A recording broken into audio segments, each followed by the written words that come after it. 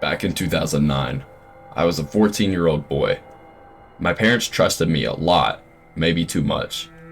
They would frequently leave me home alone while they ran errands and went on dates or hung out with friends. On this particular day, my dad decided to surprise my mom with a surprise trip to the Bahamas. My mom was so happy, and their flight was scheduled to leave the next morning. So, my parents rushed up the stairs and started to pack. My mom and dad yelled down at me that I would be staying home alone for the week, and that nobody was allowed here the entire time they were gone. This made me very angry, since they were going out and having fun while I had to stay home the entire time without any company and nothing to do. I decided not to talk back to my parents and just went upstairs and got ready for bed. I woke up the next morning and went downstairs to get some breakfast, and to no surprise, my parents weren't down there. I made some eggs and poured some milk, then headed for the living room to watch some TV.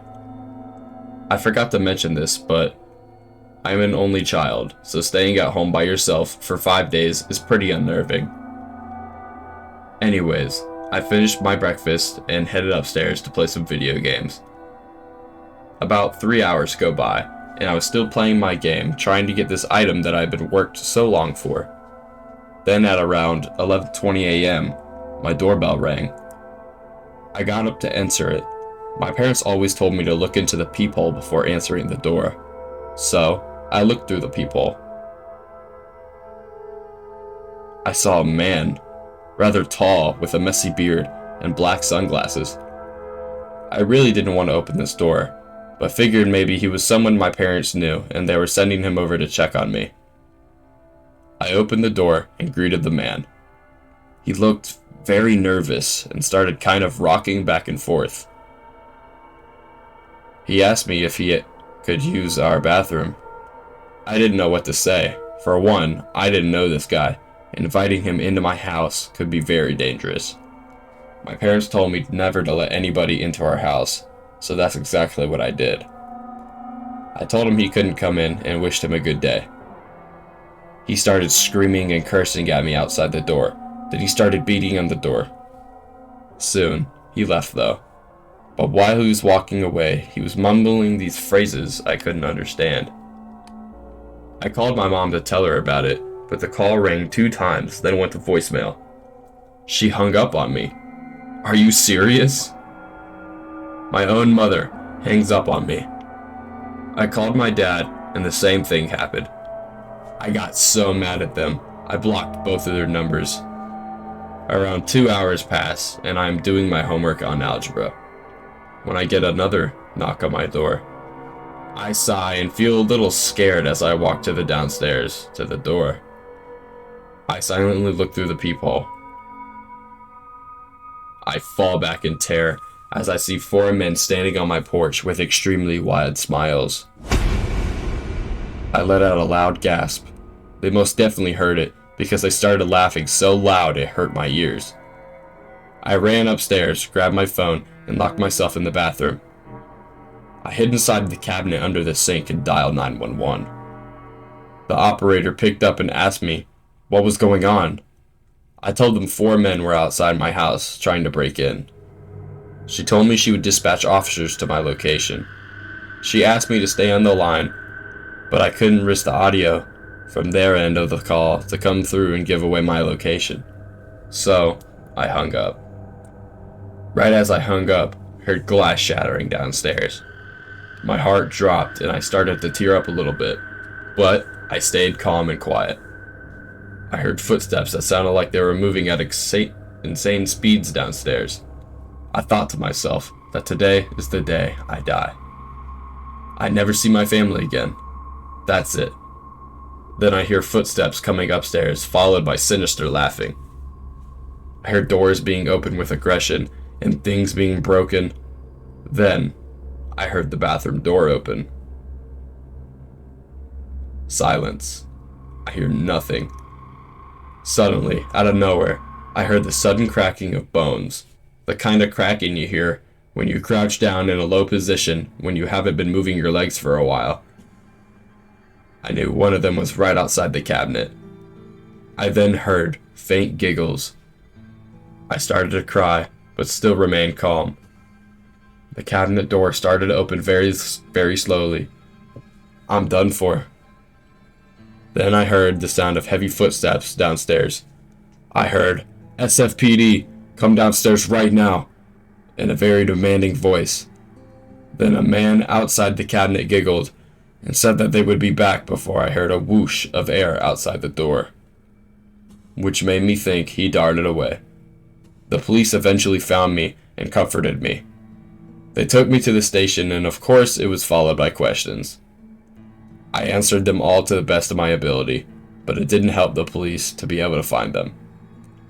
I stayed with my grandma until my parents came home. They scolded me on how they should have called them. I yelled at them, telling them I tried to call them, but they both hung up on me. I don't talk to my parents anymore today. They were the reason I got into this mess that I did, and they are also the reason I don't trust anymore.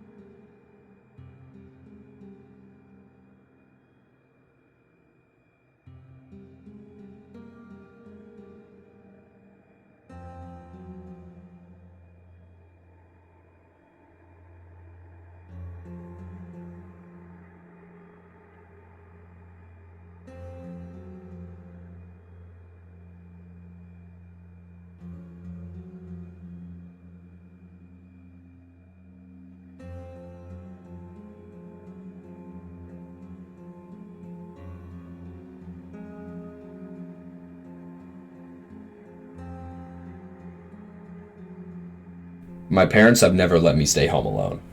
Ever. Not because they didn't trust me, but because they were very worried about me and the things that could happen if I had. But one fateful day, and a day I will remember forever, they decided they needed a date night. So instead of paying for a babysitter, they decided they would allow me to stay home alone for the very first time.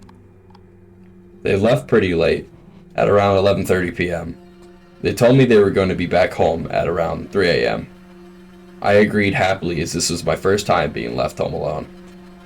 Around 20 minutes later, they left, and here I was, home alone, in my own house, able to do whatever I wanted. For about 2 hours, I played video games, screaming at the top of my lungs. Why, you may ask? Because I was home alone and happy. I decided it was time to head to sleep. That was enough fun for tonight. I got a snack and a drink and headed up to my room. I drank my drink and I ate my snack and I fell to sleep. Out of nowhere, I woke up in the middle of the night. It was 4:30 a.m. I said, "Oh yeah, my parents are back now for sure." I got out of bed and went to my parents' room to check if they were home. I saw that their covers were over them as they slept. I closed their door and went back to my room to go to sleep. I got into bed and plugged my phone into the charger. Right when I did that, I got a call from my dad. I wondered why he had called me when I was just in the other room with him, when I could have sworn he was asleep. I answered, "Yeah, Dad?" "Hey, buddy, me and your mom are on our way home. We got stuff in traffic and we will be there soon. Don't worry." I had no words. I told him I thought he was already home. He said, "No? Why would you think that?" I told him I had gone into his room to check if him and Mom were home and asleep, and saw them in their bed covered by the sheets. He told me to stay on the phone with him and run outside to the neighbors. I followed his instructions step by step. I called the police and they arrived 20 minutes later. They went into my house and didn't come out for about 5 minutes. I looked out my neighbor's window and saw 3 police officers dragging out this huge man. The man was around 6 foot 6 feet tall. My heart dropped knowing that I was within 10 feet of this guy that got into my house. They told us the man was on high counts of substances and was at risk of overdose, so they took him away in an ambulance. My parents asked how he got in. The officers told us he used a mallet to bash open the lock on our back door. Then he just simply walked in. It was really weird how he fell asleep in my parents' bed and nothing else, but I fear what he would have done if he were awake. The police asked us to come into court with the man and testify. The judge asked me about my experience and I gave it to him. I mean, the man never really tried to hurt me, but then again, he was asleep. I have no idea what he would have done if he were awake. A few hours ago, and the judge says that he is guilty for breaking and entering, as well as being a felon and owning a firearm. I didn't know this part. Apparently the man had a gun in his pocket while he was asleep at my house. This shook my core and made me feel uneasy. I went back home that day and never heard from that man ever again.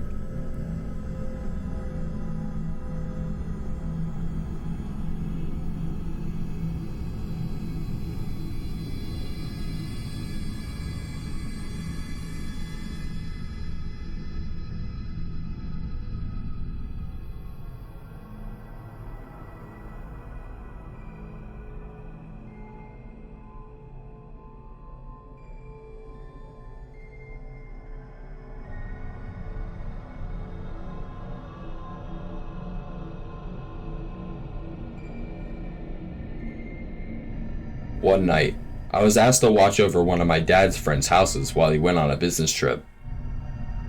It was around mid-August, so the weather was very dry and humid.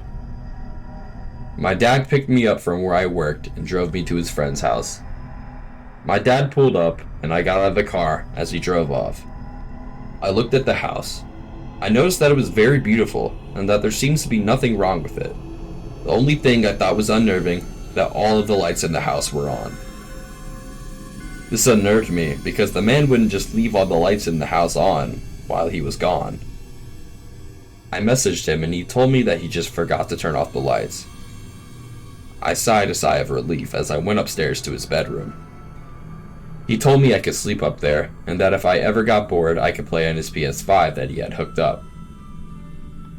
This made me look at the situation entirely differently, almost instantly. I was inside a nice house, he told me I could eat whatever I wanted, and he had a gaming console and a TV. Yeah, I was living the dream. I played on his PS5 for about an hour, before I got super hungry. As I was walking downstairs, the man messaged me on my phone. He told me that he left his dog there and asked me to feed him. I told him it wouldn't be a problem, so I got the dog food out of the cabinet inside the kitchen, and walked outside to the back where the dog was laying inside of his doggy house. I whistled for the dog to come out, and the cutest dog I had ever seen trotted out of the doggy house. It was a puppy. His breed was a full-bred Sheltie, and oh boy was he hungry. I put a quarter of the bag into his bowl, and he ate it all in less than 5 minutes. I let the dog use the bathroom, and then I brought him inside. I started to cook myself some eggs that he had inside his fridge. I put the eggs on the pan and started to fry them. As I was doing that, I heard the dog barking. I forgot to mention the dog's name was Molly. Molly started barking at the back window. I always hated it when dogs barked for no reason. So I stopped what I was doing and I walked over to the dog to see what was wrong. She was yelping at the window. I walked up to her and pet her on her back to try to make her calm. It didn't work. I was about to just ignore her until I looked up at the window and realized what she was barking at. My heart sank as I realized I was looking at somebody standing in the window. The guy was wearing a mask that had no mouth but 2 large void eyes that were staring at me. I fell back on my butt as Molly continued to bark. I ran upstairs with the dog as I began to dial 911. As the phone started to ring, all the lights in the house went out. I figured that this guy tampered with the fuse box as I was running upstairs. The 911 operator picks up the phone and I tell him the situation. He assured me that help was on the way. I was scared that the guy would hear me talking to the operator, so I told the operator it would be best for me to hang up. He agreed, and I did just that. About 2 minutes go by and I hear nothing at all. Then suddenly, I hear the back door open from downstairs.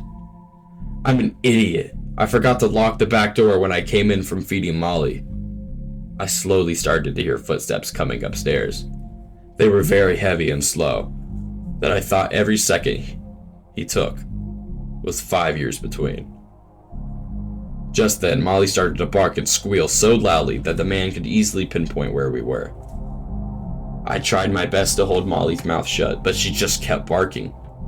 I had only one other option, so very quietly, I opened the door and pushed Molly out of it.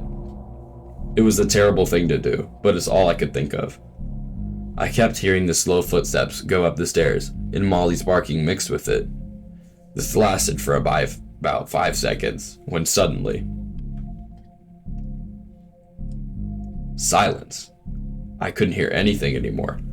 I assumed the worst had happened to Molly, and that it was just me left. I locked the door after Molly left to not repeat my mistake. Then I thought to myself that today might be the day I die, and I would never talk to my friends or family ever again. I figured that if the man came through the door, then I would have to fight him. I am an athletic kid, around 6'3", 250 pounds. I play on my school's football team as a defensive end, so I was confident I could win in this fight if he were to come inside the door. Out of nowhere, I heard the footsteps again, but this time they were so quick, I couldn't hear the footsteps in between steps. I heard this for about 30 seconds until they stopped right outside the door. How did this psycho know which room I was in? I had enough of this and shouted, "Go away, you sick fuck. The police have already been called, and once they get here, your ass is going to jail." I didn't expect an answer back, but to my surprise, I got one. This man had the deepest voice I've ever heard in my entire life. It almost sounded like the devil himself was talking to me. He said in a very modest tone, "As if they weren't already dead." My heart sank into the floor when he said this. Then I thought to myself, the cops haven't even arrived yet, so he must have been lying to scare me. I never replied to them after that, so we just sat there in silence for a few minutes. Then, after a few minutes, I hear police sirens outside. I heard the man mutter, "Fuck." Then he started to bash on the door. I thought he was crazy, and that he should have used this time to get away as fast as he could. I heard the police enter the downstairs and started to yell. The man stopped banging on the door and ran somewhere. I couldn't make it out, though. The police found me in the room and began to question me. I told them everything I could on what happened and how the man got into the house. They never found him. I guess he fled the scene quickly enough to lose the cops. The cops found nothing at all. Nothing was stolen or damaged inside the house. The only thing they came out with was the dead Molly, who was cut in half by a hacksaw.